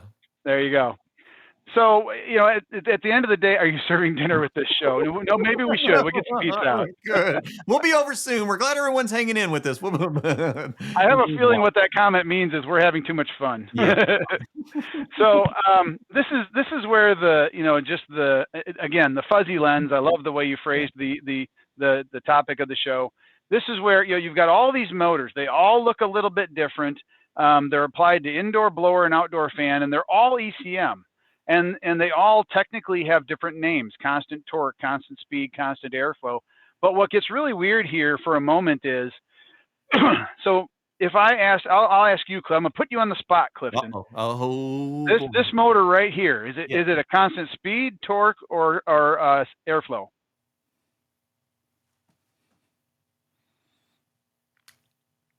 I'm gonna go for speed. That is. It's an outdoor fan, constant speed. These 2 in the middle, constant speed, torque, or airflow. I'm going to say those are constant. Let's see. 1, 2, 3, 4, 5. Constant airflow. You bet. And the one on the end? Yeah, torque. There you go. Right. Now, Yeah. and that after an A2L class I earlier know. today. Woo, So man. now I'm really going to blow your mind. Oh, no. You're wrong. Because technically those motors are nothing until we program them to be something. This motor on the far right could be constant torque. It could be constant airflow, but we predominantly program it for constant speed because of the type of blade it drives and the type of load that it uses or is driven in, and the fact that it doesn't see any static pressure changes. So all that motor really needs to do is constantly move the blade at the RPM that makes the right airflow. So we predominantly build that motor constant speed, but any of them could be programmed for anything. We put constant airflow into the premium motor. Why? Because it was the $70,000 Tesla. We gave it all the bells and whistles. Right up front. Why did we take that that feature out of the constant torque? Because it's the $35,000 Tesla. It took out the, so you know, that's where some people start looking at these motors and go, well, why do you call that one torque, and why specifically does that 9-terminal motor always constant torque? It's just because that's how the industry started adopting the technology. They always put, you know, we designed that first motor constant torque with the 9-terminal plug, and everybody, including 2 of my closest competitors, followed by building the same looking motor with the same plug, all in constant torque. So that motor, if I physically saw that motor in a picture, my first thought is it's going to be a constant torque motor with 5 24-volt speed taps. I'm probably going to be right 95% of the time. Wow, that's cool. If I look at these 2 motors, the 16-pin and the 4-pin serial communicated with both of them having the 5-pin line voltage, they're always going to be constant airflow, and they're either going to be PWM or communicated. And then, you know, we've got that term variable speed. You can that, don't give me that's a rabbit hole I'm not going to go down. But that, so those are constant airflow motors, whether you want to call them variable speed or not. And then you've got the outdoor fan motor, which is always, at least by today's standards, going to be programmed for constant speed, because all I care about is operating the fan blade at the RPM it needs to make the correct air. Now, in a variable capacity outdoor unit, changing those RPMs from the frequency drive to the motor, whether that frequency drive is, you know, in a motor control can, or whether it's mounted on the motherboard, you know, changing the RPMs means I'm going to change the airflow to match the capacity that's going on in that outdoor unit.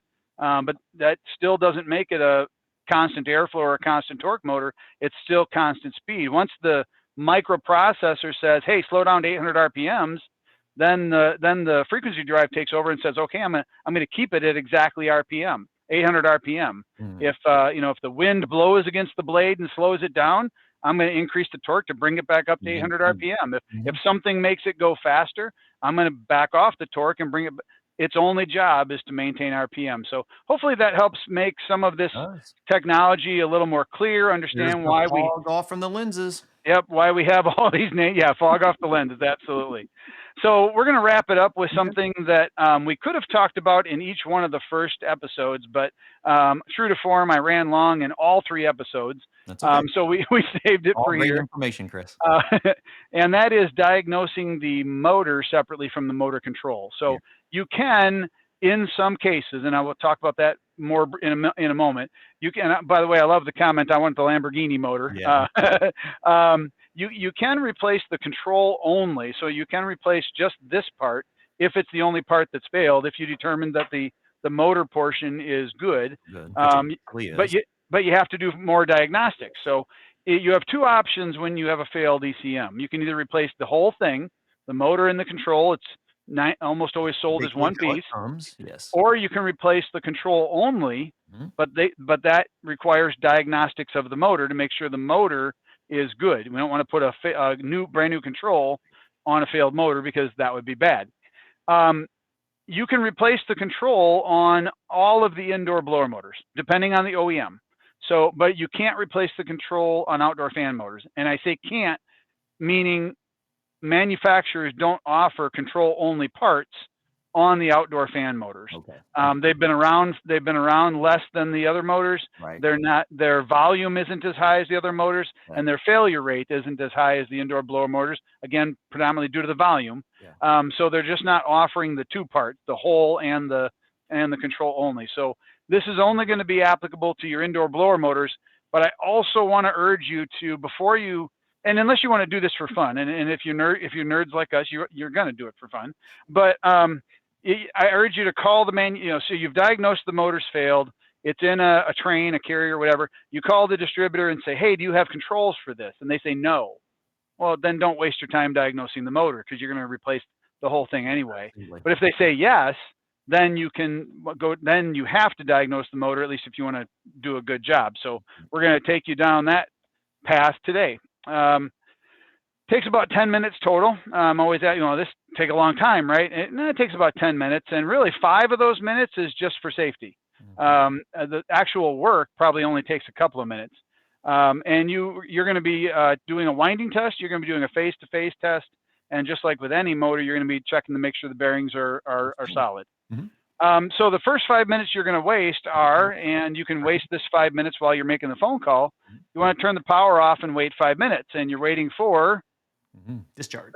The capacitors to discharge. So as I mentioned, anytime the capacitors come up, I don't want anybody to think these cute little caps are safe and they're not scary or a safety risk. Mm-hmm. These little caps are about 1,000 microfarads a piece. If you were to, if the cover was missing and you were to become the ground, it would hurt tremendously. So turning the power off and waiting 5 minutes is something you want to do. Go have a soda, come back. Then you're going to take the 2 control bolts out. I've already taken my motor completely apart, so I can't show you that. But essentially, I've got the motor control mounted onto the back of the motor. When it's on the back of the motor, I've got 2 1/4-inch bolts. I'm just going to take those 2 bolts out, and I'll be able to slide the control off of the motor. When I get the control off of the motor, I'm going to have the motor plugged into the motor control. You can stay with the picture or me, whichever one you prefer. It doesn't matter. There we go. And I want to rock that back gently. So the harness between the motor and the control is very short. And I often get asked, couldn't you make that a little bit longer? One of the reasons we make that short is because between here and the motor, the frequencies that's where the PWM is happening. The 20,000 blips per second is happening. I don't want a lot of cord here, because that's going to possibly create more interference that goes out into the atmosphere. And then so usually some smart person in the class says, well, then what about the remote control modules? How come it's not a problem with those? Well, if you notice, and I'm not going to go back to the picture, but in the picture of that remote control, that umbilical cord in between just doesn't have 3 bare cords with their own insulation. There's another sheathing over it, and there's a protective sheathing on the inside to protect from that frequency escaping. So really short cable, reach in, grab that latch, unplug that, and now I have the control separated from the motor. Now I can ohm out my what phase? My 3-phase motor. Now we're just going to do a ground test. We're going to test each phase to ground. We want to find an unpainted surface that is not connected to the stator. So in this case, it's going to be that little X brace on the back. I already knocked the end shield out of this one, but in the case of this motor, there would be a solid end shield, so it would look like this instead of the X brace. So that's going to be my ground.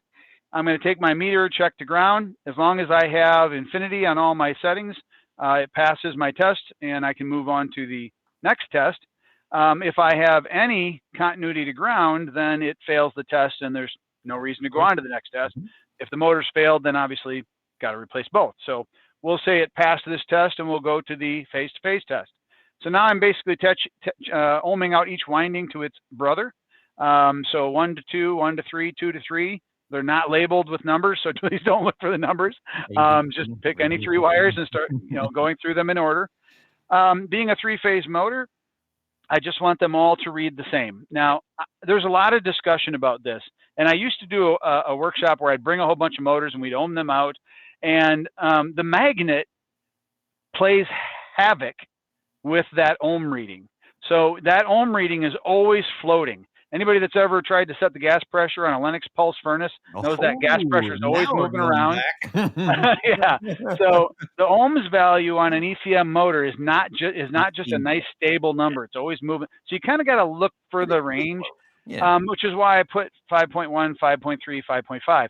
Even if I moved my decimal all the way off and I read 5, 5 and 5, or 5, 6 and 7, I would be perfectly happy with 5, 6 and 7. It's close enough. If the motor is failed, I'm going to measure something way off. I'm not going to see a 5, a 6, and a 7. I'm going to see an open winding, or I'm going to see a direct shorted winding. Yeah. That's what you're looking for. Now, maybe I'll see a 5, and a 50 or 100 because I've got a winding that's almost shorted but not quite. Maybe I got a couple of turns that are close to touching but not touching. But when I say a couple of turns, these are the turns where the copper makes it around the turn. But in most cases on motors, and those of you that have ohmed out motors, usually you've got good ohms, or you've got infinite ohms, meaning it's open, or you've got 0 ohms, meaning it's direct shorted. You rarely have in between, and that's really what you're looking for. So the last thing is, and I keep forgetting that I took mine apart, so I got to try and get this thing back together. I don't know if I'm going to be able to do it. Let me grab a different one real quick. Okay. Now everybody saw that I'm really wearing jeans and I'm not as well dressed as I should be. So when you take an ECM motor and you give it a spin, especially if you just grab the shaft and give it a spin, or if you grab the blower wheel and give it a spin, a couple of things you're going to notice. One, it drags, for lack of a better word. It's sluggish. It's almost like if it was a PSC motor, you would think the bearing oil was coagulated. It was really thick and gooey because it's really slow. But what I like to recommend if you're going to check the shaft is you either spin the blower wheel or you hold the shaft and spin the motor, and let the inertia show you that that's a good bearing. Yeah. Right. We got no problems there. And another thing you might find is if you turn it really slow, it'll almost feel like it's segmented or cogging. People come up with all kinds of great terms in classes, but it feels like it's like clicking from one one step to another. Well, remember that rotor is a magnet. And I showed you it was in 3 segments, but I'll just pick one of our designs. This design is a 12-pole rotor. So even though there's 3 iron ferrite magnets, three sections, each one of them has 4 poles. Oh yeah, sure. So you're not just, it's not just a 3-pole, it's actually a 12-pole. No. So 6 norths and 6 souths. So that's where all that segmented feel is coming from. So that's a perfectly good motor, feeling that drag. Yeah. Now, a good technician, when I say a good technician, ones that are really focused on bearings, they're going to immediately start shaking the shaft, pushing it in and out, and making sure there's no slop, right? Yeah. So all the ECMs we built, especially in 48 frame from day one, they're all ball bearing, right? So there should be no axial, no up and down, no radial, no in and out play. I think I said that backwards. However, and I might be able to show that on this particular motor. Yep, I can show it here. However, if you push hard enough, you can actually you can feel some movement. And what that movement is on one side of the end shield, there's a washer called a wavy washer, or I think the engineers call it a thrust washer. And what that washer does is it sort of sets the rotor into one position.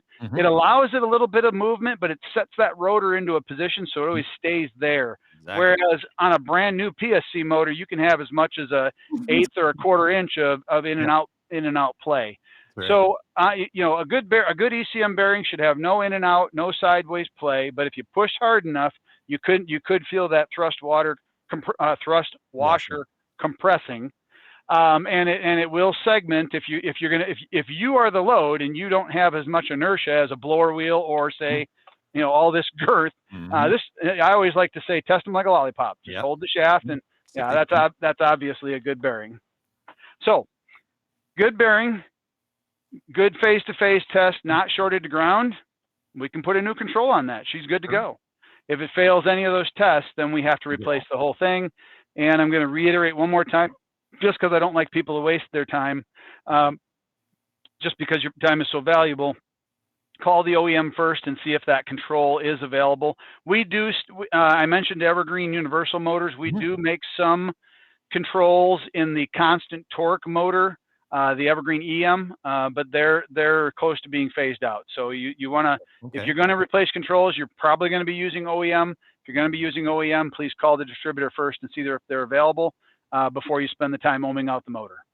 Okay. Did we have any questions before I wrap it up? I think the last question was still the Lamborghini. Yeah, no, I think we're good there. Excellent. So I'm going to wrap it up with the same information I did last time. Go through it pretty quickly. You know, we've got an app. All the training I just did, all the diagnostics are available in our app. So I'm going to fast forward to, oops, I went one too far. So right there in the resource center in the app, it says Gentech ECM Motor Diagnostics. So you can find a PDF of all the steps for diagnosing motors. Yes, it's on the web as well. That question just came in, and I'll show that on the next slide. Yep. But in the app, you can find the PDF you can read, or you can find videos of me opening up the motor, ohming it out, checking the voltages, so on and so forth. If you want to watch any of our videos, watch my podcast, watch this webcast, you can go to our training site. All of our training is free, including the stuff we've done here with ESCO. Absolutely. In episode Constant Torque 2, we talked about the constant air, episode 1, we talked about the constant airflow motor. And that is where we talked about the Evergreen VS and its wireless profiling tool.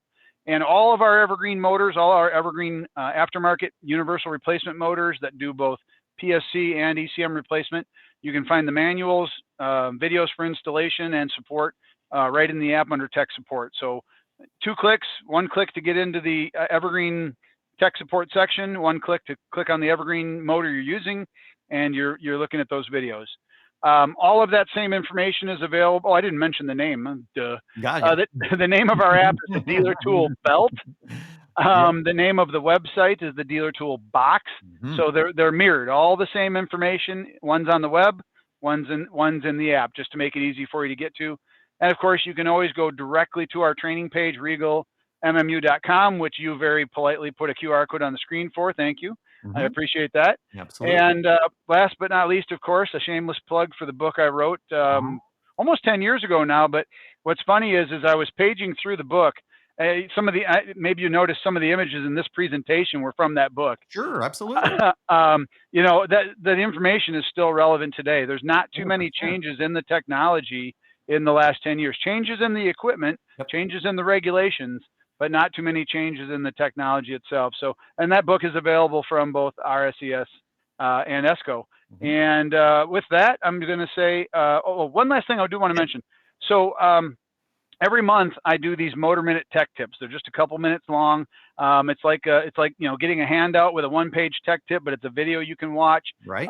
You can go into our Motor Master University and you can click on Motor Minute and you can sign up for those. Oh, cool. And they will automatically be sent to you via email. You can turn it on, watch the 2-minute tech tip, turn it off. I always like to talk about this one topic that I did because it was actually the highest hit volume of all of our Motor Minute Tech Tips. And the title was, Why Blower Motors Have a Flat Side on Their Shaft. Really? Believe it or not, that of all the tech tips I've done on all the motors, that one got the most hits so far. So it kind of gives you an impression of, you know, not everybody knows everything they think they know. Yeah, exactly. All right. So with that, I'm going to go on to my show my Star Wars geeky nerdness and put this up. Say thank you, Cliff. Clifton, sorry. Can't believe we're all done. You're going to have to invite me back at some point so we can have some more fun. Yeah, it's always an open invitation, my friend, and I can't wait to see you at the conference, which is just right around the corner. Absolutely. So anyone wants to hang out and get a book from Chris and get it signed, we want to see you at the National HVACR Education Conference, and we'll all be there just really learning how to be better with this industry, how to understand the changes that are happening, see what the innovations are, and just be good at delivering so that we can all, you know, grow as an industry. Absolutely. And have fun doing it. And we have some fun. All right, everyone. I know it's been a long evening. I'm so grateful that you hung out with us. All of these presentations are available for you on YouTube, where you can go into our e-learning network at the HVACR Learning Network, and you can actually get credit for these courses if you're looking for that for continuing education. So check that out. We'll see you all at the conference. Everyone have a wonderful evening, and we will see you next week on Did You Know, the ESCO HVAC Show. What a great time.